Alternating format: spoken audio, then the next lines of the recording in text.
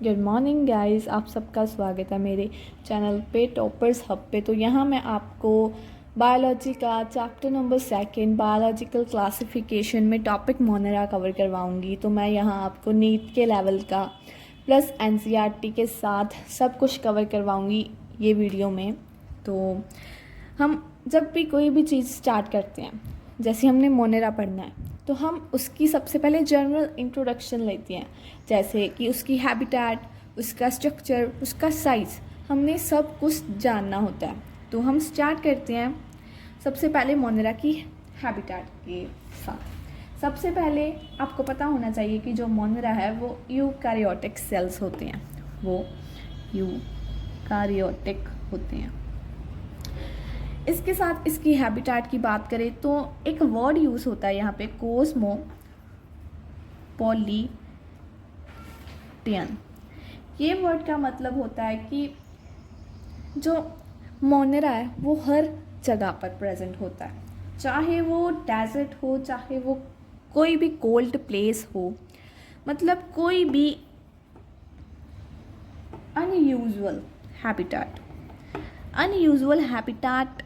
में भी ये प्रेजेंट होता है। जैसे वोल्केनोज हो गए, वोल्केनोज की एज पर मोनेरा पाया जाता है, जहाँ कोई ऑर्गेनिज्म नहीं रह सकता वहाँ भी मोनेरा पाया जाता है। इसलिए हम एक वर्ड यूज़ करते हैं कॉस्मोपॉलिटन मोनेरा के लिए क्योंकि ये हर जगह पाया जाता है। So because they are simple in structure. जो इनका स्ट्रक्चर होता है वो एकदम सिंपल होता है, सो दैट्स वाई वो हर जगह पाई जाती हैं। ऐसी कोई भी जगह नहीं है कि जहाँ मोनेरा नहीं होगा, ये एक बैक्टीरिया नहीं होगा। तो इसके बाद हम दूसरे नंबर पर इसके साइज़ की बात करेंगे, जो बहुत इम्पोर्टेंट तो नहीं है एग्ज़ाम पॉइंट ऑफ व्यू से, बट फिर भी इसका जो जनरली साइज़ होता है वो इसके बीच में होता है। मोनेरा के अंदर एक बैक्टीरिया होता है जिसका नाम है माइकोप्लाज्मा, जो कि इस दुनिया में सबसे स्मॉलेस्ट और लिविंग ऑर्गेनिज्म है। सबसे जो छोटा होता है, इसका साइज़ तकरीबन इतना होता है। ये बहुत इम्पोर्टेंट नहीं है। इसके बाद हम मोनेरा में शेप्स की बात करेंगे, बैक्टीरियाज के शेप। तो बहुत सारे डिफरेंट शेप्स हैं, तो हम इसके बारे में जानेंगे। जैसे कि ये रोड शेप में मिलता है, ये स्फेरिकल शेप में मिलता है। मैं आपको सारी डायग्राम्स के साथ बताऊंगी। ये कोमा शेप में भी मिलता है और स्पाइरल शेप में भी ये पाया जाता है मोनेरा। तो इसकी शेप्स भी ड्रॉ करते हैं हम।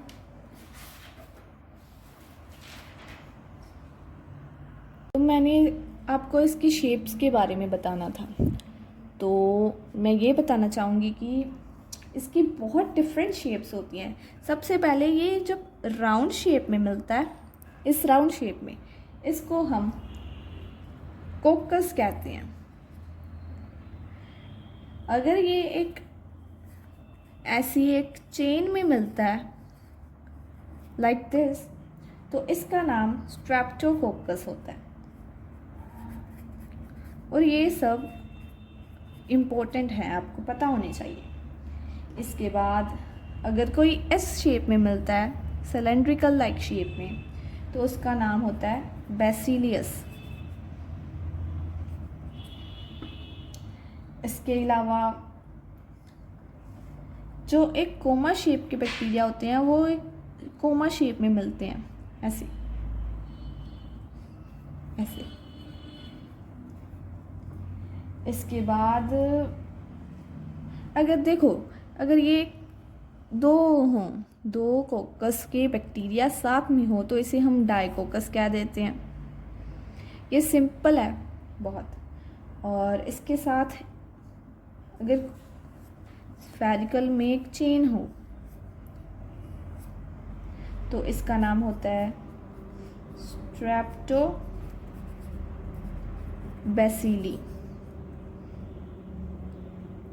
ठीक है, तो ये थी बैक्टीरिया की कुछ शेप्स। अब हमने हैबिटेट के बारे में पढ़ लिया, साइज़ के और शेप के बारे में पढ़ लिया।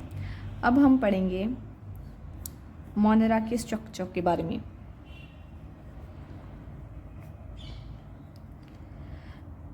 मोनेरा की एक डायग्राम है जो इम्पोर्टेंट है, जो मैं आपको लास्ट में करवाऊंगी, बट पहले एक मान लो ये एक बैक्टीरिया है, मतलब मोनेरा है। तो सबसे बाहर की लेयर, जो सबसे बाहर है सेल की, उसको हम कहते हैं ग्लाइकोकैलिक्स। ग्लाइकोकैलिक्स। इसके अंदर एक और लेयर होती है जिसको हम सेल वॉल कहते हैं। इसके अंदर एक और लेयर होती है, 3 लेयर है, जिसको हम प्लाज्मा मेम्ब्रेन या फिर सेल मेम्ब्रेन कह देते हैं। ऑलराइट, अब इन तीनों लेयर्स को इकट्ठा टुगेदर हम इसको सेल एनवलप कहते हैं। ये सेल एनवलप है। ऑलराइट, अब हम इन तीनों के फंक्शंस, ये कैसे बने हैं, किस प्रोटीन से, किस केमिकल से, ये सब डिटेल में भी पढ़ने वाले हैं। इसके अलावा इसके बाहर कुछ ऐसा होता है, ऐसा दिखता है। जो ये बड़े वाले हैं इनको हम कहते हैं फिम्ब्रियल। ये होती हैं हमारी पिल्ली। इसके आगे कुछ ऐसी शेप होती है, इसको कहते हैं हम फ्लैचिला। ऑलराइट, अब इन तीनों के फंक्शंस और हम डिटेल में इन तीनों को भी पढ़ेंगे। इन तीनों को टुगेदर हम सरफेस स्ट्रक्चर कहते हैं। Surface structure.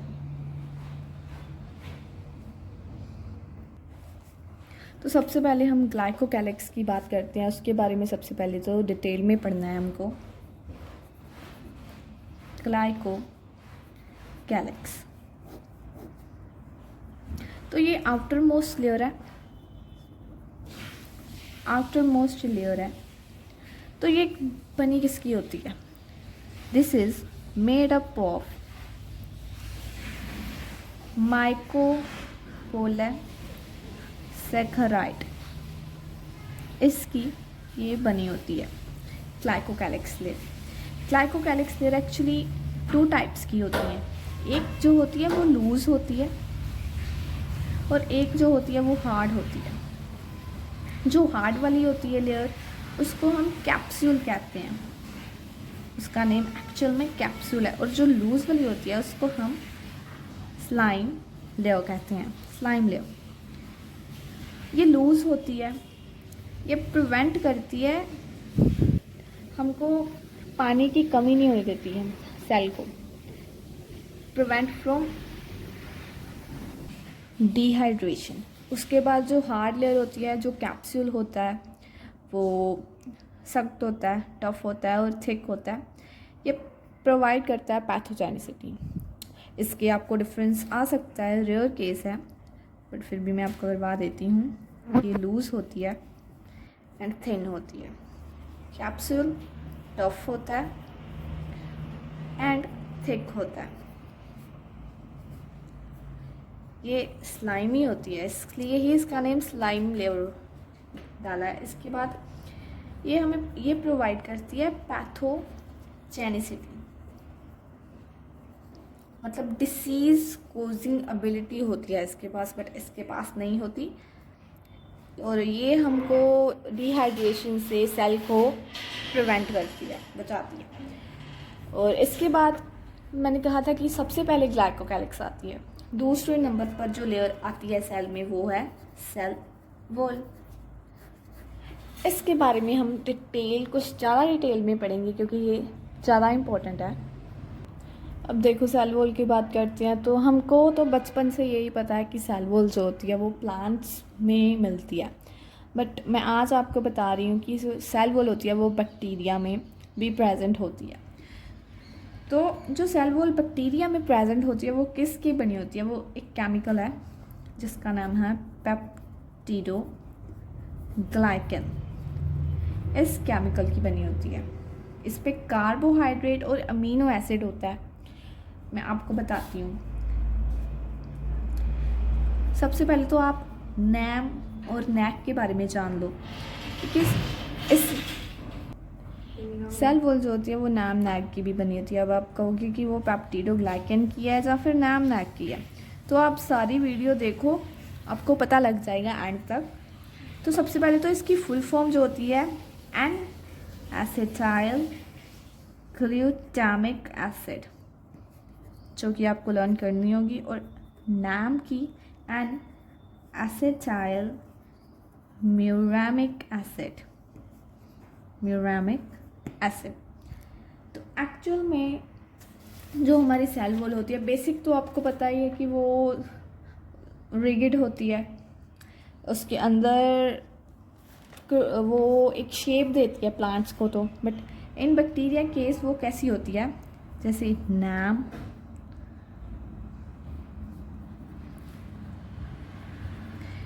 कुछ ऐसी वो बैक्टीरिया में सेल वॉल होती है।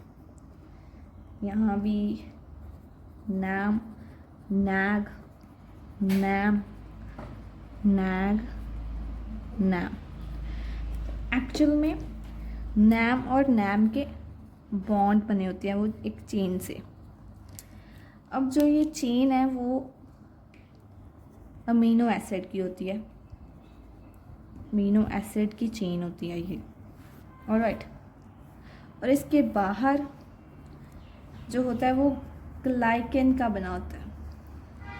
इसको अमीनो एसिड से जो चेन बनी है हम इसको नेम देते हैं पेप्टिडो। अब बताओ पेप्टिडोग्लाइकेन, मैंने क्या कहा था कि सेल वॉल पेप्टिडोग्लाइकेन से बनी होती है ना, तो वो नाम नैक की साथ साथ एक्चुअल में तो पेप्टिडोग्लाइकेन की बनी है। बट हमको पता होना चाहिए कि वो नाम नैक की बनी होती है। उसमें जो चेन होती है वो अमीनो एसिड की चेन होती है, उसको हम पेप्टिडो कहते हैं। और लास्ट में अब हम पढ़ेंगे सेल मेम्ब्रेन, या फिर इसको हम प्लाज्मा मेम्ब्रेन कह देते हैं, इसके बारे में। मैं आपको सारी डिटेल बताऊंगी सेल मेम्ब्रेन की, जो वैसे तो सेल वाले चैप्टर में है, बट आप इसी चैप्टर में पढ़ दो तो कोई मतलब आपको पढ़नी है वैसे भी सेल वाले चैप्टर में सारी डिटेल। तो हर एक सेल में सेल मेम्ब्रेन होती है, चाहे वो यूकैरियोटिक हो चाहे वो प्रोकैरियोटिक हो। सेल मेम्ब्रेन तो प्रेजेंट होती ही है दोनों टाइप्स के सेल में, ये इम्पोर्टेंट बात है। सेल मेम्ब्रेन में लिपिड होता है जो 40% होता है। इसमें प्रोटीन होता है जो 52% होता है। इसके अलावा अदर्स, मतलब जिसको हम कार्बोहाइड्रेट कह देते हैं, वो इसमें 8% प्रेजेंट होता है। ठीक है, ऑलराइट। इसके बाद एक्चुअल में जो सेल मेम्ब्रेन है वो किस चीज़ की बनी है? फॉस्फोलिपिड बाइलेयर की बनी होती है वो, जिसकी फॉस्फोलिपिड बाइलेयर। अभी फॉस्फोलिपिड बाइलेयर को हम डिटेल में जानेंगे, ठीक है जी। एक्चुअल में फॉस्फोलिपिड बाइलेयर का स्ट्रक्चर हमको पता होना चाहिए, तो वो कुछ ऐसा होता है, कुछ ऐसा स्ट्रक्चर है। बाइलेयर है मतलब दोनों साइड्स पर ये स्ट्रक्चर प्रेजेंट होता है। और जो मैं ये मॉलिक्यूल है, ये है फॉस्फोलिपिड, ये दोनों तरफ है, इसलिए हम फॉस्फोलिपिड बाइलेयर कह देते हैं। ये हमारा फॉस्फोलिपिड होता है, ऑलराइट। ये फॉस्फोलिपिड, ये उसका हेड है, ये टेल है। जो हेड होता है वो हाइड्रोफिलिक होता है और जो टेल है वो हाइड्रोफोबिक होती है। हाइड्रोफोबिक मतलब वाटर को रिपेल करती है, हाइड्रोफिलिक मतलब वाटर लविंग होती है। ऑलराइट, इसके बाद में कुछ डिटेल है कि फोस्फोलिपिड से बनी है। एक्चुअल में हमें ये बताया गया है कि इसकी 2 अटैचमेंट फैटी एसिड के साथ है और एक अटैचमेंट फॉस्फेट के साथ है, फिर हमारा फोस्फोलिपिड बनता है। बट और ग्लाइसरॉल से इसकी फैटी एसिड एंड फॉस्फेट की अटैचमेंट होती है। बट मैं आपको डिटेल में बताती हूँ। सबसे पहले तो जो ये जो है बॉन्ड जो मैं बना रही हूँ, ये ग्लाइसरॉल का, ये ग्लाइसरॉल है, इसमें ये फैटी एसिड की अटैचमेंट, ये भी फैटी एसिड की अटैचमेंट होती है। और ये मैं फॉस्फेट बना रही हूँ, ये फॉस्फेट की अटैचमेंट है। अभी बताओ, ये फैटी एसिड है, ये फॉस्फेट है, ये फैटी एसिड है, ये फॉस्फेट है। इन दोनों को ग्लाइसरॉल ने अटैच किया है एक्चुअल में ये जो फैटी एसिड की चेन है ना, ये इसकी टेल ही होती है और फॉस्फेट जो होता है वो इसका हेड होता है। तो मैं फिर से रिपीट कर रही हूँ, आपको पता होना चाहिए कि इन दोनों की अटैचमेंट ग्लाइसरॉल से होती है। ये फैटी एसिड है, जो मैं बताया था कि इसकी 2 अटैचमेंट हैं। ये फॉस्फेट है जिसकी एक अटैचमेंट है। इन दोनों को अटैच ग्लाइसरॉल में, मतलब लिंक ग्लाइसरॉल ने किया है, जो कि आपको पता होना चाहिए। उसके बाद मैंने आपको सरफेस स्ट्रक्चर भी बताई थी सेल के, जिसमें पिल्लाई, फेम्ब्रियल एंड फ्लैजिला के बारे में बताया था। तो इसकी जनरल इंट्रोडक्शन होती है। जो पिल्लाई होती है वो कम होती है नंबर में, जो फेम्ब्रियल होते हैं वो मोर इन नंबर होते हैं। एक्चुअल में इन दोनों का डिफरेंस जो है वो आपको पूछा जा सकता है। ये ट्यूबुलर लाइक शेप होती है इसकी ब्रिस्टल लाइक शेप होती है। एक स्पेशल प्रोटीन का बना होता है जिसको हम पिलिन प्रोटीन कहते हैं, और इसकी जो अटैचमेंट होती है वो सम स्ट्राटम के साथ होती है। ये बस इनफ है इसकी डिफ्रेंशिएशन के लिए। उसके बाद जो हम फ्लैजिला की बात करते हैं, एक्चुअल में फ्लैजिला एक बहुत इम्पोर्टेंट पार्ट होता है, जो सारे सेल्स बैक्टीरिया में तो नहीं होता, but flagella help in cell motility. मतलब जो सेल मूव करता है वो सिर्फ और सिर्फ फ्लैजिला के ऊपर ही डिपेंड होता है। फ्लैजिला ही मूव करवाता है, मूवमेंट फ्लैजिला से ही हो पाती है।